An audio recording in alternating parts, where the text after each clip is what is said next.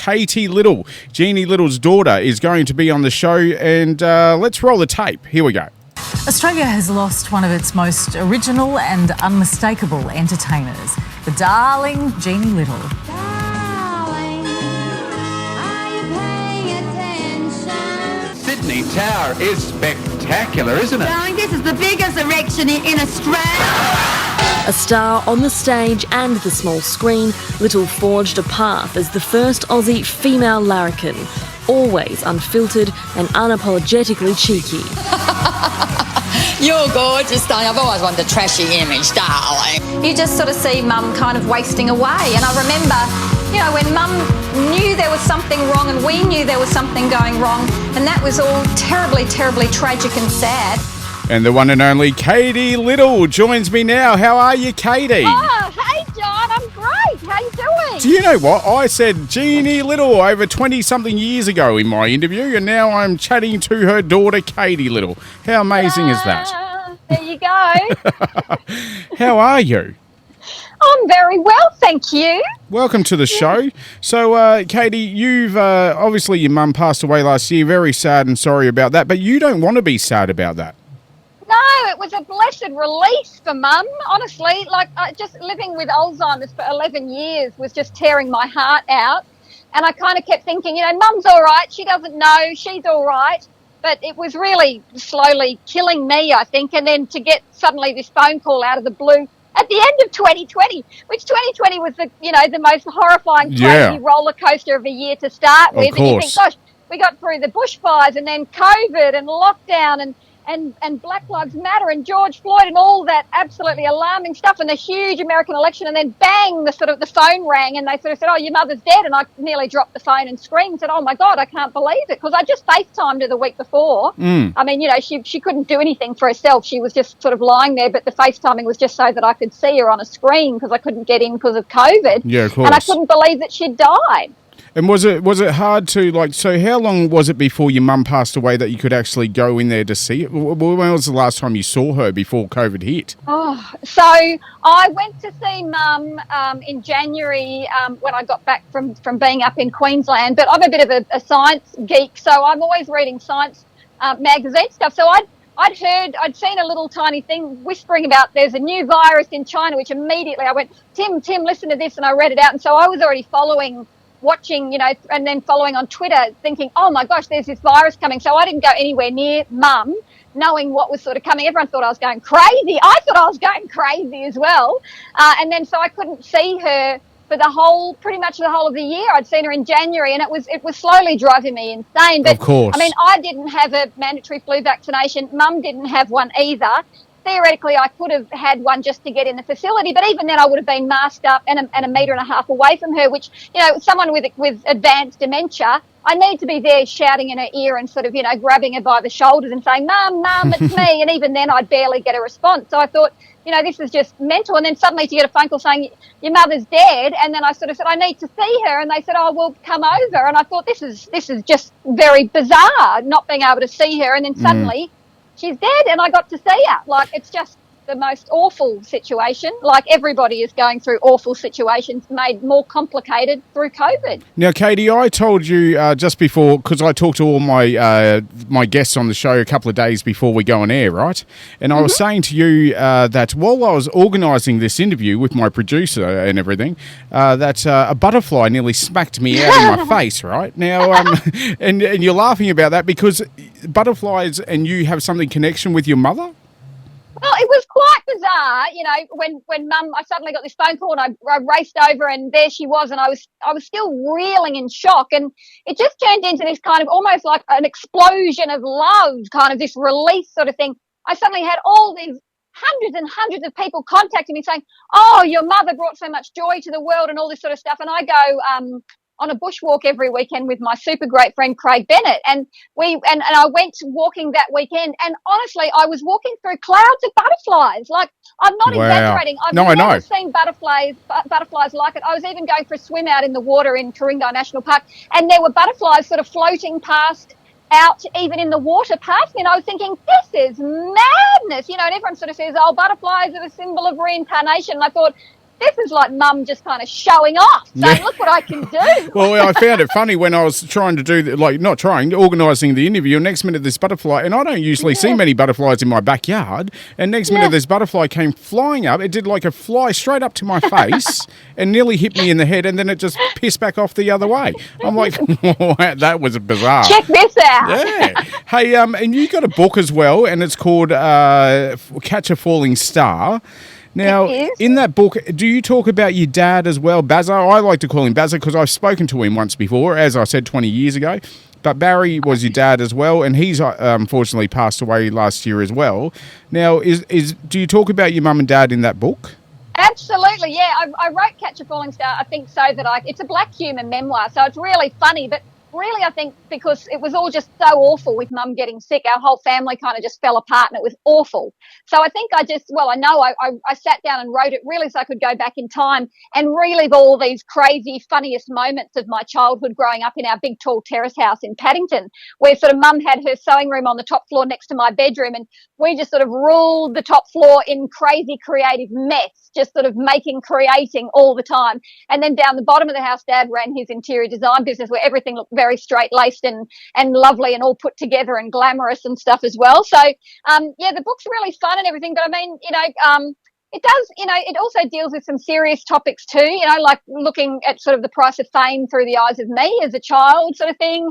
And also, obviously, mum getting sick as well. And also, I did have quite a challenging relationship with my father, and we were a family of three. So, but also too, it's a real, I think, testament about my parents as a love story as well. Like, they were married for sort of 50 years or something insane, and they were both such uniquely interesting people in their own right. And then together as a couple, like, I could just fill pages and pages just sort of exploring what a fascinating, relationship they had, and, worked creatively together and lived together as well. So, yeah, just fascinating. Now, Katie, you're talking about your dad. Is it true? I've got a rumour going around, right? And I don't know. I don't like rumours, so I like to ask the horse's mouth. Is it true that your dad was gay or homosexual before he met your mum?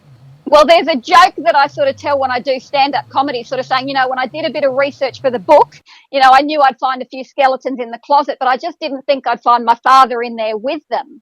Wow. So is that true or not? Yeah, I mean, I still kind of feel a bit weird and uncomfortable just sort of coming straight out and saying it, because I kind of think it's not my place to. And, it was before I was born and before my parents even got together. But, that's right. In retrospect, looking back now, I kind of think, oh, it was so blatantly obvious. How did I not know? But I suppose, I mean, I didn't write the book with the intention of having a few sort of bombshells hit in the last sort of few pages, but it was really just, sort of exploring my thoughts as I kind of, because Craig had a couple of drinks one night and sort of dropped this bombshell, and I remember going, and trying to pretend like that I knew that. And do you know what? Craig Bennett would know now. Craig Bennett's the entertainment. Doesn't he work for Channel 9 or Channel 7? Which one? He's on Studio 10. Oh, Studio 10. Yeah. That's right. Yeah. That's right. How? Oh, that's part of our Cheryl Underwood network. Why? Oh, I shouldn't even mention those other TV stations. Who are they? And the other thing is too, so Australian Story, finally, they're going to do a segment on Mum, which is great, which is airing in the first sort of week, I think, of March, possibly. Don't quote me on that. Okay. But so they've been sort of interviewing all sorts of different people, Craig, as well, to sort of say, right, what's the deal here? And so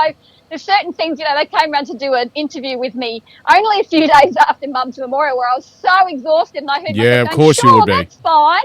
And thinking, 6-hour interview, which was more like a 6-hour interrogation. And so the next morning I kind of woke up in a panic going, what have I said on tape kind of thing? Because, I just was still kind of getting my thoughts together and stuff like that. So, yeah, but, I mean, it's another interesting fact that, where my parents had this very sort of almost conservative, traditional kind of marriage sort of thing. Yeah. And yet they were both sort of so, open-minded, and my mother was sort of, really cool with everything. I could hear her voice in my head saying, oh, that's nothing to worry about. Why would you even think twice about it? But I suppose for me it was just like, I just didn't know that side of it. So, do you know it's interesting. Do you know, I think also another great story is that Marsha Hines and Jeannie Little used to live in the same, townhouse together. Well, yeah, and Marsha's doing the intro for the Australian Story piece too, and she's in my book as well because when Mum got the part in Jerry's Girls, which was a fabulous musical, and took her TV career into suddenly stage, like up, doing sort of a lead part beside Marsha Hines and Judy Kennelly and Debbie Burns and all these huge, wonderful singers. And so when the show toured down to Melbourne, I got to go down with Mum because it was school holidays. And I think Dad probably wanted me out of the house, let's face it. And so Mum and Marsha were sharing a townhouse together. So I kind of hung out with the two of them all the time and had the best time. It was great. Oh, yes, no, because I've spoken to a couple of friends and they said, oh, my God, what a hoot that household would have been with you, Marsha Hines, Danny Hines, and you fellas all in the same house. Absolutely. Oh, yeah. And fun Mum, times. out of Dad's reach kind of thing. We did all sorts of things, like eat pizza straight out of the box, which Dad would have been horrified. Yeah, wow. Yeah. It was fun. Hey, so I got one last question now. Not one last question for you, but one last question in regards to your mum, and then I want to talk about you as well, of course. Mm-hmm. Now, the last question is, my favourite person in the world, Stan Zemanek. Oh, yeah. Now, your mum used to work with him on a great show on Channel 10 and Foxtel called Beauty and the Beast. Beauty and the Beast. What a wonderful show. Is it true that Stan is just like me? In real life, he is like the most nicest person in the world. Absolutely. Stan Zemanek was the most lovely chap, and Mum and Dad became really good friends with Stan and Marcella. They used to go out and have dinner together a lot. And, just like everyone in showbiz too, everyone's kind of playing a bit of a part sometimes, and being devil's advocate or whatever. And I think too, now at this time, in the world where everyone's so divided in their opinions because they're all sort of cut off from each other in social media, sort of, in their own echo chambers, I think what, Mum was doing back then and what Stan was doing back then, and I'm sure what you're doing too, is just starting the conversation between people, and actually having a bit of a sort of, tit for tat sort of cheeky kind of intellectual argument without it sort of spiraling out of control and people going off in a huff and sort of, going off to explore more stuff about, Pizzagate and lizard men and QAnon. Oh no, but Katie, further. we still have same as Stan. We still have the serial pest now and then at the radio station who doesn't like what I say or something, and they got to annoy us. But I mean, that's what sort of makes the world interesting, and fun. I think if everyone does have sort of interesting opinions and at least they can come together and talk it out together, that's what makes the conversation stimulating and exciting. If everyone just had the same opinion all the time, we'd all go nuts. I mean, thinking back to Mum and I had very different sort of opinions from each other too, and Mum was sort of very strong-headed, and she was a Taurus as well, so I was always saying, oh, she's always so stubborn. So now I kind of think, gosh, if Mum was still around, I'm sure we'd be having the most fascinating conversations together about all sorts of stuff.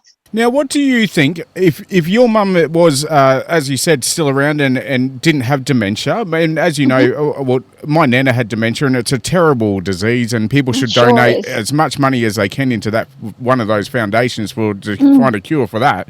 But with your mum and with you guys, like, did you ever have? What would you think she would, if she was still sane and normal right now in 2021 or even 2020? What would you think she would say about COVID? Do you think she would say "F it"? Oh, that's an interesting question. I don't know, actually. I mean, I was always sort of the science geeky sort of side of I think she would have been on board with my opinion. Like, I was way ahead seeing it coming. And I remember going and having a coffee sort of, one afternoon with a couple of school friends, school mums, and they just were sort of sitting there saying, my daughter's doing well in swimming and this is happening and that happening. I just remember sitting there thinking, this is the most inane conversation I've ever heard, because I knew what was coming. I'd be looking at these videos coming over from China and then Italy and then Iran, thinking there's people falling to the floor all over. And you believe in coronavirus, don't you?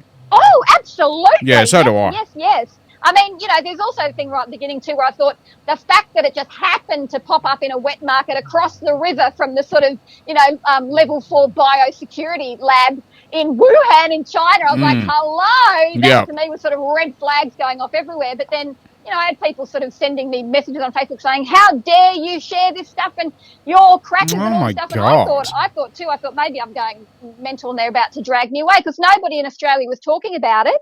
And I pulled my kids out ahead of everyone, and next thing I knew, a journalist heard that I pulled my kids out, and then that led on to 60 Minutes. And so I ended up getting interviewed with my husband for 60 minutes. Yeah. They came around, and I even said on the phone, I said, "Look, I'm sorry, but I have to make sure that, all the crew all wear masks." And I felt like a complete Fruit Loop. No. With, good on 60 you. minutes turning up and them all getting out and all looking at me with big eyes with masks on, thinking this woman's absolutely nuts. And I was like, I'm so scared. But Liam Bartlett, who came over, said, no, I've just come back. I can't remember if he was Singapore or China. And he said, no, it's real. And I'm on your side. And we were almost too terrified, even doing the interview, knowing that we were sort of a metre and apart from each other because you didn't know what we were in for. It was terrifying. Yeah, that's right. So, as you heard today, Victoria's shut down again, and that's not good, is it? So that. Yeah. But at least Australia, we're taking it so seriously. I think really the only way to go is go hard and go home. That's correct. Bang, just get I on love top your of it attitude, Katie. I love your attitude. Hey, and now you got this brand new single. It's called Sitting with Demons, right? Oh, it's exciting. I know. Yeah. And now, did you record that at your home studio during lockdown, or how did you record this? That's how it started, and we ended up going into like a fantastic professional recording studio, Forbes Street. Yes, I know them. In William Street to record it properly. And now I'm even still spinning out going, gosh, this is just amazing how it all happened. But really, I was just sort of getting my stand-up comedy thing off the ground. My husband, Timothy Polton's a fabulous international landscape photographer who suddenly couldn't travel anymore either. So he kept saying, I'll still be able to go.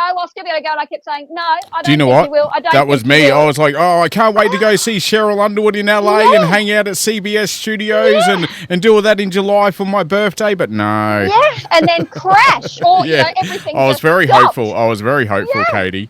I was very hopeful. And so I was sort of writing a blog called Sitting with Demons about, just having to sit and deal with, well, not even deal with, just having to sit and be in it, an uncomfortable, difficult situation, which really it was sort of, about the whole new COVID thing. And it's this real feeling of discomfort that you're just having to deal with. And mum living with Alzheimer's for 11 years and just having to just keep going and survive, in a positive way, So I was working on this blog, and in the next room, my husband was, working with my our eldest son Tom, who's 15, showing him how to use a piece of electronic music equipment in Ableton Push, and I suddenly kind of thought, hey, these are song lyrics, because I kept shortening it, and it was sort of going with the music they were writing. And then my husband got on the guitar, and it just came together. This song, Sitting with Demons, was born, and we were all kind of just knocked away, just going, wow, how about this? This is really exciting. And so we kind of got hooked from there, just writing, and before we knew it, we had a whole album, and so now it's coming out, and everyone's really excited about it. I'm really excited about it. Oh, do you know what? I'm excited about it as well, and we're going to play it coming up very shortly. Now, Katie Little, it's been a pleasure. I got news coming up next, but it's been a pleasure to have you on the show. You are amazing to chat to, and such a great story. We could talk for hours, mate, and we will. We'll go for like Drinkies one day, when I'm down in Sydney, all right? And virtual drinks, even if we can't get across the border. I'm always willing. When I go to these CBS meetings in, obviously not LA, here, they're at 1 a.m. in the morning. So we do virtual Drinkies with Cheryl Underwood. Don't you worry. Excellent. Hey, Excellent. Katie, this brand new song, Sitting with Demons. Now, how can people get a copy of it on iTunes, or what? How do we go? It's on all the major streaming platforms, iTunes and Amazon, and it's on Spotify. It's really probably the easiest and the best. So the first single, Sitting with Demons, just came out last week, which is going bananas. Germany loves it and America loves it, which is so cool. No, and then excellent. We've got another couple of singles coming in the next sort of few weeks in the lead up to the album coming out at the start of May, actually. Well, Katie, and also your book is available on your website? Yeah, it's only available, I think, through my website because it keeps selling out everywhere. So littlefamily.live is my website. Fantastic. Now, Katie, also with this song, we're going to chuck it on rotation here at the radio station, so it'll always play. Sure. I'm the boss, and I make sure that things get done, right? I love knowing the boss. That's the best. That's the best one. So I'm going to make sure that is definitely put on there. Mate, you are a legend. And before I go, I have to give a shout out because I speak to your PR team as well, right? Your agent and all that. Great. And we have to give a shout out to, is it Tess, I remember? Yeah, Tess is fantastic. And what PR company is she from? Because I haven't got it on my screen here, but what PR? I think it's called Invigorate. I was suddenly going, panic. I think it's called Invigorate. Yeah, she's just divine. Honestly, I've never had a PR person before, so I feel really like a grown-up suddenly saying, I'll just put you in touch with my PR. Yeah, but see, I spoke straight to you. I was like, no, I'm not dealing with PR, but I've spoken to your PR people, and they said to me, John, make sure you give us a shout out because everybody thinks PR people just walk around and drink champagne all day. And I said, no, it's not absolutely fabulous. We all know it's not. Hey, but you are a legend, and so that's a big shout out to your. And they work very hard behind the scenes, all your PR team, and my producers as well, Katie. So hey, absolutely. don't be a stranger to the radio station. No, I love radio too. I think radio is such a fantastic format. Like, it's just so good, keeps communities running and stuff. I'm 100% behind it. It's great. Fantastic. We're going to play your song now, Sitting with Demons. Thank you so much, Katie. Have a great day. Bye-bye. Bye.